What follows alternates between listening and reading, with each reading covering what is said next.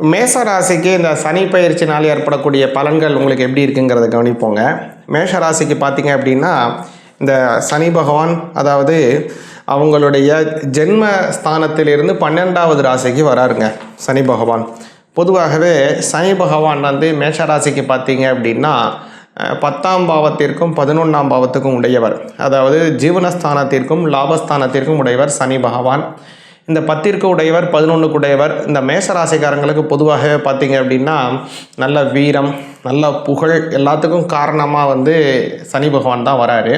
அது மட்டும் இல்லை, அவங்க என்ன வேலை செய்கிறாங்களோ அந்த வேலைக்கும் அவங்களுக்கும் ஏற்படக்கூடியதான ஒரு திருப்தி, அவங்களுக்கு ஏற்படக்கூடிய பிணைப்பு இருக்குது இல்லைங்களா, அதற்கு முக்கியமான காரணக்கர்த்தா சனி பகவான் தான் மேசராசிக்கு.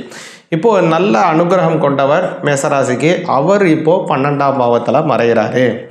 அந்த இப்படி மறைகிறதுனால என்ன பலன் அப்படிங்கிறத கவனித்தோம் அப்படின்னா, முதல்ல இது 7.5 சனி ஆரம்பிக்குது. அதை முன்னாடியே நான் உங்கள்கிட்ட சொல்லியிருக்கேன்.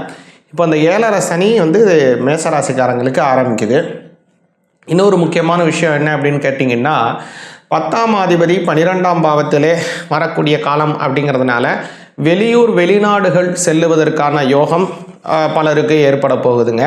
ஒரு சிலருக்கு பார்த்திங்கன்னா வேலை செய்யக்கூடிய இடத்துல இருந்து வேலையை ஒரு ப்ரமோஷனாக இன்னொரு இடத்துக்கு வேலைக்கு மாறுவதோ, அல்லது அந்த கம்பெனி நீங்கள் செய்யக்கூடிய கம்பெனி மூலியமாக ஒரு துறை மாற்றம் உங்களுக்கு ஏற்படுவதற்கோ ஒரு மாற்றம் அப்படிங்கிறது முதல்ல ஏற்படும். அது மேசராசிக்காரங்களுக்கு ஒரு நல்ல அமைப்பு. மாற்றம் உங்களுக்கு சாதகமான மாற்றமா அல்லது பாதகமான மாற்றமா அப்படிங்கிறது தான் இங்கே முக்கியமாக நீங்கள் கவலையில் இருக்க வேண்டியது. அதை நீங்கள் முக்கியமாக கவனிக்க வேண்டிய விஷயம். முதல்ல பார்த்தீங்க அப்படின்னா, உங்களுடைய ஸ்தானத்தில் இருந்து குரு பகவானுடைய பார்வை உங்களுடைய சனி பகவானுக்கு கிடைக்கல. 12ஆம் பாவத்திற்குடைய சனி பகவானுக்கு குருவினுடைய பார்வை கிடைக்கல. முன்னாடியுமே சொன்னேன் இல்லைங்களா, அந்த சனி பயிற்சி மார்ச் 6ஆம் தேதி நடக்குது. ஆனால் அதே மாதிரி கவனிச்சிங்க அப்படின்னா மே மாதம் தான் 26ஆம் தேதி இந்த குரு மாறுறாரு. குரு மாறின பிறகு உங்களுக்கு சனி பகவானுக்கு அந்த குருவினுடைய பார்வை கிடைக்கும். அந்த குருவினுடைய பார்வை கிடைத்த பிறகு பார்த்தீங்க அப்படின்னா உங்களுக்கு ரொம்ப நல்ல வேலை செய்யும். முக்கியமாக வேலையில் நல்ல உயர் பதவிகள் கிடைக்கும். முன் சொன்ன மாதிரி வெளிநாடு போகணும்னு ரொம்ப ஆசைப்பட்டுட்ருக்கீங்க, அது ஏதோ காரணத்தினால தள்ளி போயிட்டுருக்கு அப்படின்னா அந்த வெளிநாடு போய் வரக்கூடியதான ஒரு நல்ல அரிய வாய்ப்பு உங்களுக்கு ஏற்படுங்க. அதே மாதிரி இன்னொரு முக்கியமான விஷயம் கவனிச்சிங்க அப்படின்னா, 7ஆம் அதிபதியாகவே அதாவது மேஷராசிக்கு உள்ளவங்க சுக்கிர பகவான், அவங்களுடைய சஞ்சாரமும் இதில் இன்னொரு முக்கியமானது என்ன அப்படின்னா, இந்த குரு சுக்கிரனுக்குள்ள ஒரு பரிவர்த்தனை அப்படிங்கிறதும் ஏற்பட போகுது. அந்த சப்தமத்தில் இடையில குருவையும் சுக்கிரனுடைய பார்வைகள் ஏற்படுது. அதனால் கல்யாணம் ஆகாதவங்களுக்கு கல்யாண பாக்கியம் கைகூடும். அதாவது சந்திரனுடைய வீட்டில் குருவும் மாற போகிறாரு. அப்போ குரு சந்திர யோகமும் உங்களுக்கு நல்ல அமைப்பை மேசராசிக்காரங்களுக்கு ஏற்படுத்தி தரும். அதனால் திருமணம் ஆக வேண்டியவங்களுக்கு திருமண பாக்கியம் உறுதியாக கிடைக்கும். வெளிநாடு செல்ல வேண்டும்னு ஆசைப்படக்கூடியவங்களுக்கு வெளிநாடு செல்லுவதற்கு நல்ல யோக்கியதா அம்சமும் இருக்குது. அங்கே போய் வேலை செய்கிறதுக்கு, அங்கேயே போய் நல்லா சம்பாத்தியம் பண்ணுவதற்கு, அந்த சம்பாதித்த பொருட்களை சொந்த ஊரில் ஒரு நல்லபடியான ஒரு முதலீடுகள் செய்து அதை வைத்து இல்லை தொழில் துவங்குவதற்கும் நல்ல வாய்ப்பு மேசராசிக்காரங்களுக்கு வருதுங்க. கூடுதலான ஒரு விஷயம் உங்களுக்கு நல்லா பார்த்தோம் அப்படின்னா, மேஷராசிக்காரங்களுக்கு 11ஆம் அதிபதி 12ஆம் பாவத்தில் வருவதனால சொந்த தொழில் செய்கிறவங்க கொஞ்சம் கவனமாக இருங்க. எது வரைக்கும் அப்படின்னா, இப்போ மாறுறாரு இல்லைங்களா, மார்ச் ஏப்ரல் மே இந்த 3 மாதம் கொஞ்சம் கவனமாக இருங்க. ஏன்னா அது வரைக்கும் 12ஆம் பாவத்தில் இருக்கக்கூடியதான கிரகத்திற்கு அந்த குருவினுடைய பார்வை கிடைக்காமல் இருப்பதனால கொஞ்சம் பணத்தில் தேக்க நிலை ஏற்படும். ஏன்னா பொதுவாகவே சொந்த தொழில் செய்கிறவங்களுக்கு இவ்வளவு தான் வருமானம், இவ்வளவு தான் லாபம் அப்படிங்கிற ஒரு உறுதியான விஷயம் இருக்காது. திடீர்னு லாபம் அதிகரிக்கும், திடீர்னு குறையும். பொதுவாக இது எல்லாருக்குமே உண்டான சொந்த தொழில் செய்கிறவங்களுக்கு உண்டான ஒரு நியதி தான்.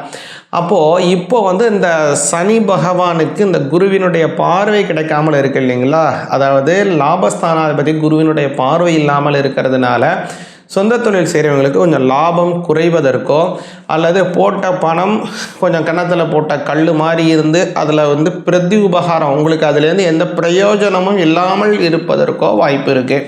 ஆனால் அந்த குரு மாறின பிறகு பார்த்தீங்க அப்படின்னா அந்த 12ஆம் இடத்தில் இருக்கக்கூடிய சனி பகவான் அவர் வந்து லாபஸ்தானாதிபதி குருவினுடைய பார்வை கிடைச்சிறதுனால லாபம் உங்களுக்கு அதிகப்படியான லாபம் கைகூடும், பன்மடங்கான உயர்வுகள் ஏற்பட போகுதுங்க இந்த குருவினுடைய பார்வையினால். குருவினுடைய பார்வை பார்த்தீங்க அப்படின்னா உங்களுக்கு 1 வருடத்திற்கு மேலாகவும் இருக்குது. அதனால் 2027 வரை இருக்குது. 2028 ஆரம்பத்திலேயே மறுபடியும் சனி உங்களுடைய ஜென்மஸ்தானத்திற்கு வந்துடுவார். குருவினுடைய பார்வையும் உங்களுக்கு கிடைச்சிடும். அதனால் வந்து இந்த 1.25 வருடத்திற்கு வரக்கூடியதான அந்த குருவினுடைய பார்வையை நீங்கள் பயன்படுத்திக்கணும். மேஷராசிக்காரங்க சொந்த தொழில் செய்கிறவங்க நல்லா வந்து உங்களுடைய உடல் உழைப்பை முழுமையாக வெளிப்படுத்தணும். முக்கியமாக இப்போ இந்த சனி 12ஆம் இடத்துல வர்றதுனால தூக்கம் சார்ந்த சில உபாதைகள் உங்களுக்கு வருவதற்கு வாய்ப்பு இருக்குது பொதுவாகவே மேசராசிக்காரங்களுக்கு. அதனால் சனிக்கிழமை சனி பகவானை கும்பிடுங்க.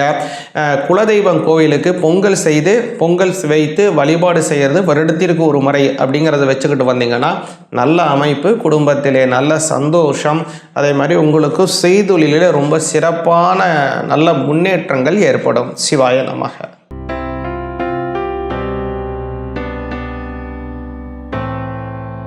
மேஷராசிக்கு பார்த்தீங்க அப்படின்னா இந்த சனி பகவான் அதாவது அவங்களுடைய ஜென்ம ஸ்தானத்திலிருந்து 12வது ராசிக்கு வராருங்க.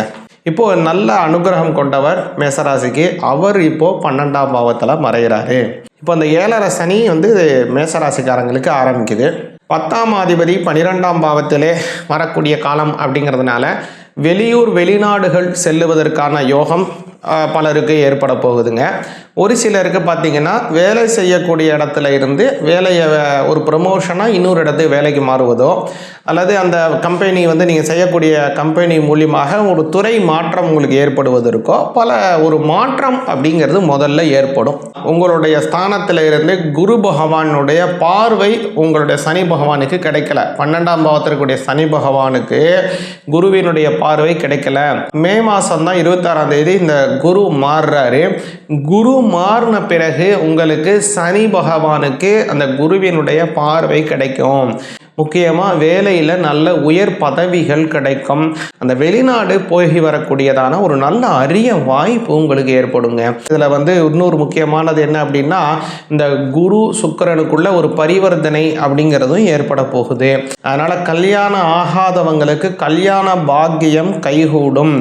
அதனால் திருமணம் ஆக வேண்டியவங்களுக்கு திருமண பாக்கியம் உறுதியாக கிடைக்கும். 11ஆம் அதிபதி 12ஆம் பாவத்தில் வருவதனால சொந்த தொழில் செய்கிறவங்க கொஞ்சம் கவனமாக இருங்க. எது வரைக்கும் அப்படின்னா இப்போ மாறுறாரு இல்லைங்களா, மார்ச், ஏப்ரல், மே இந்த 3 மாதம் கொஞ்சம் கவனமாக இருங்க.